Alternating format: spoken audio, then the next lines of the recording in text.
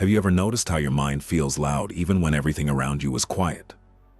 Not because something dramatic happened, not because your life is in crisis, just that constant mental chatter that never fully stops. The replaying of conversations, the rehearsing of arguments you will probably never have, the low-grade noise of worrying about things you cannot fix and postponing things that actually matter. And here is what most people don't realize.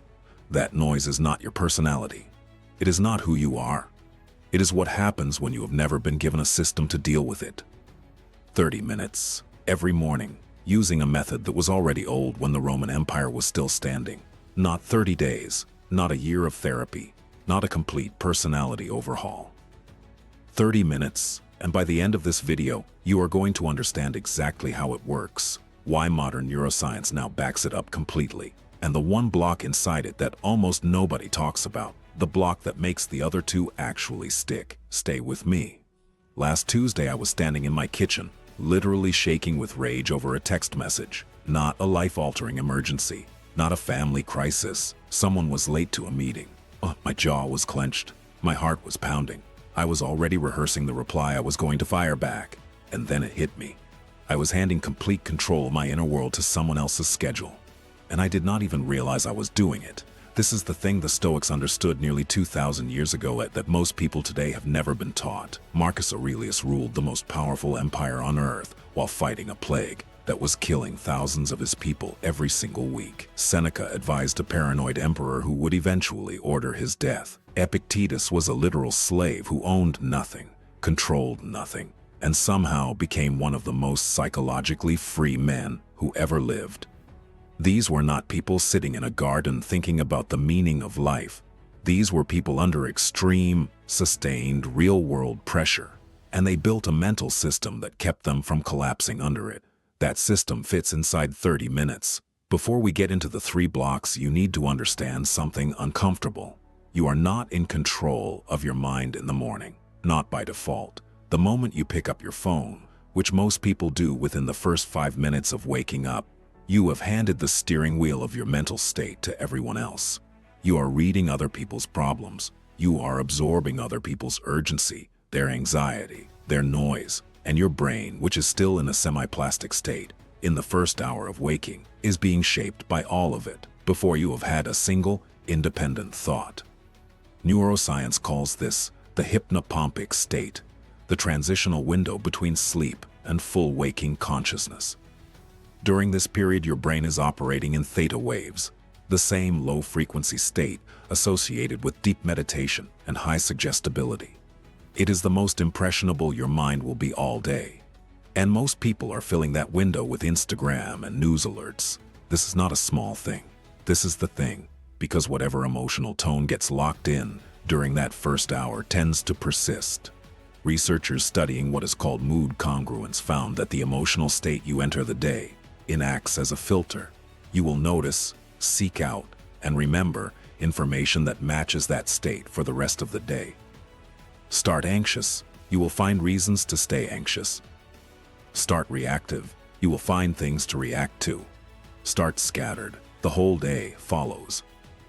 Marcus Aurelius did not begin his mornings by checking what other people needed from him.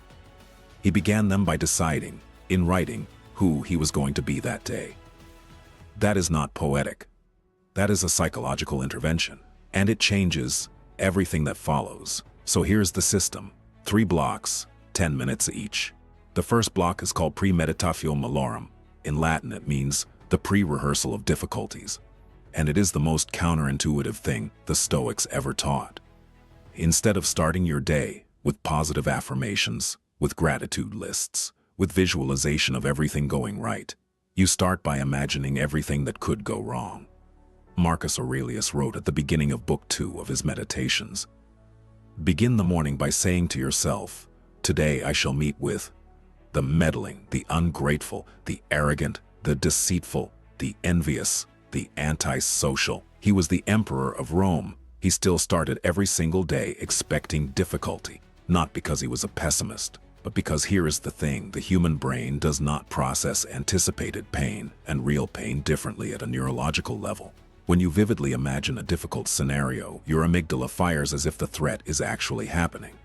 which means when you do that deliberately, in a controlled setting before the day starts, you are preloading your nervous system with a calm response to a threat it has already seen.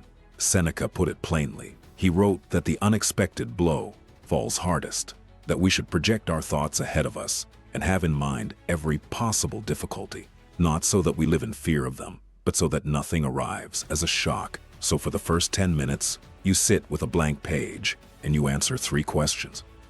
What is the hardest thing I am likely to face today? Not vague. Specific. Name the person. Name the situation. Name what you are afraid is going to go wrong. Then, what is the worst realistic version of how that goes? And then, and this is the one most people skip entirely, how will I respond if it does? Because you are not writing this to catastrophize. You are writing it to pre-decide. So when the difficult conversation actually happens, when the deadline lands on you, when the person you wrote about actually walks in, your brain does not go into fight or flight. It goes into recognition. I have already been here. I already know what I am doing. Psychologists call this implementation intention, the practice of mentally rehearsing a specific response to a specific trigger. Studies out of NYU found that people who form implementation intentions are 2 to 3 times more likely to follow through on intended behavior under stress than people who only set goals.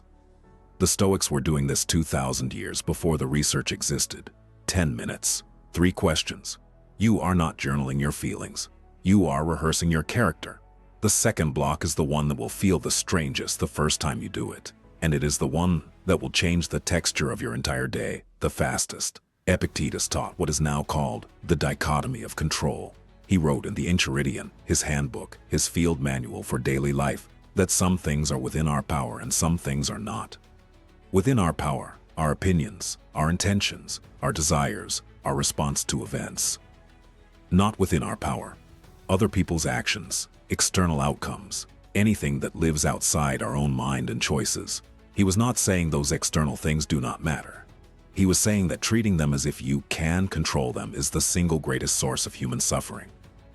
Because you cannot, and every unit of mental energy you spend trying to control what is not yours to control is energy you are stealing from the things that actually are. That text message I was shaking over in my kitchen. The other person's schedule, not mine. My reaction to it, completely mine. I had just been living as if it were the other way around, so in the second 10 minutes, you take everything sitting in your head, every worry, every obligation, every anxiety, every hope, and you sort it into 2 columns on paper. In my control. Not in my control. That is the entire exercise. But here is what most people don't realize about what happens when you actually do this honestly. Most of what is causing your daily anxiety is in the second column, and the moment you write it there, the moment you name it and place it where it belongs, something shifts. Not because the problem disappears, because your relationship to it changes. You stop treating it like a problem you need to solve and start treating it like a condition you need to navigate.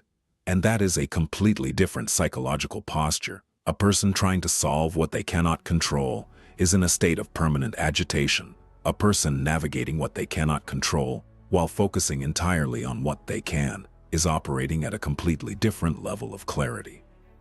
Marcus Aurelius wrote that you have power over your mind, not outside events. Realize this, and you will find strength. He was not being inspirational. He was being surgical. He was describing exactly where the lever is and exactly where it is not. 10 minutes, 2 columns. You are not organizing your to-do list. You are organizing your mind. Now we get to the part most people skip. And it is the part that makes the other 20 minutes work. Memento Mori. Remember that you will die before you click away. This is not morbid. This is the most clarifying thing a human being can do in the morning. And I need you to stay with it for 60 seconds. Seneca wrote letters near the end of his life. Letters never meant to be published, written only for his friend Lucilius. In one of them he wrote, "We die every day. Every day a portion of our life is taken from us. Even when we are growing, our life is diminishing. He was not trying to depress anyone. He was trying to wake someone up, because Seneca understood something about human psychology that behavioral research has now confirmed. The genuine awareness of finite time is the single most powerful motivator for prioritization that exists.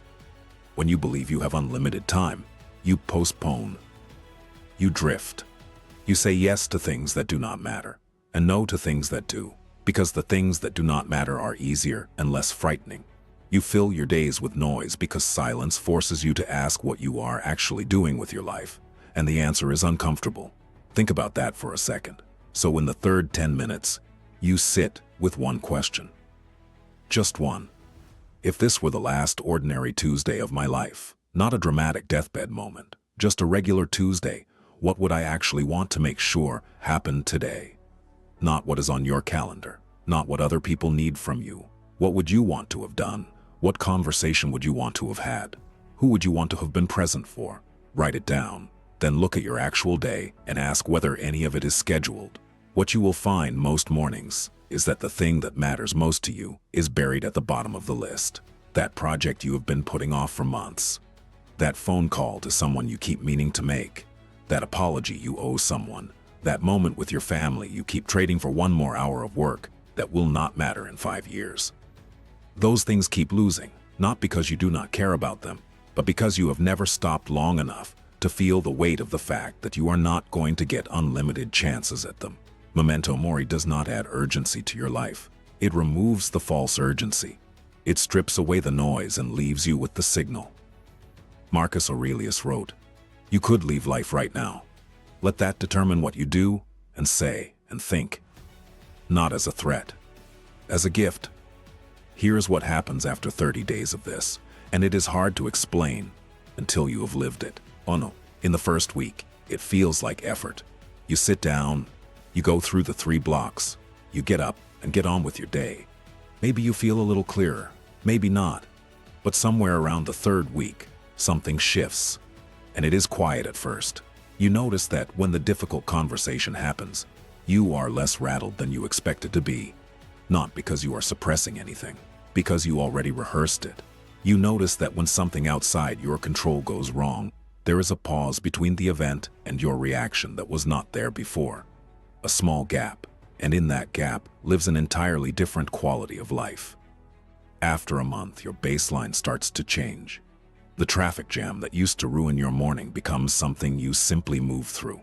The person who used to trigger you becomes something you observe. The anxiety that used to feel like weather you were standing in starts to feel like weather you are watching through a window. You stop being someone who responds to whatever the world throws at you. You start being someone who moves through the world with a pre-decided internal posture. And that is the difference between a person who is affected by everything and a person who is affected by almost nothing. Epictetus was a slave. He owned nothing, no property, no freedom, no legal rights. And he wrote that no one can be free who is not master of themselves. He was not talking about freedom as a legal status. He was talking about freedom as a psychological state, one that no external condition could touch. That is what 30 minutes builds, not discipline, not productivity, not a better morning routine in the influencer sense of the word. A mind that belongs to you. The 30 minutes are not the point. The person you become after 30 days of them is the point. And that person is not someone you create from scratch. That person is who you already are, underneath everything the world has layered on top of you. Start tomorrow. Before the phone, before the noise, before the date decides who you are going to be. 30 minutes, 3 blocks, your mind back in your own hands. If this landed differently than you expected, leave a comment and tell me which of the 3 blocks you are starting with tomorrow. I read everyone. And if you want more of this, subscribe, because what we are doing here is not self-help. It is something older and sharper than that.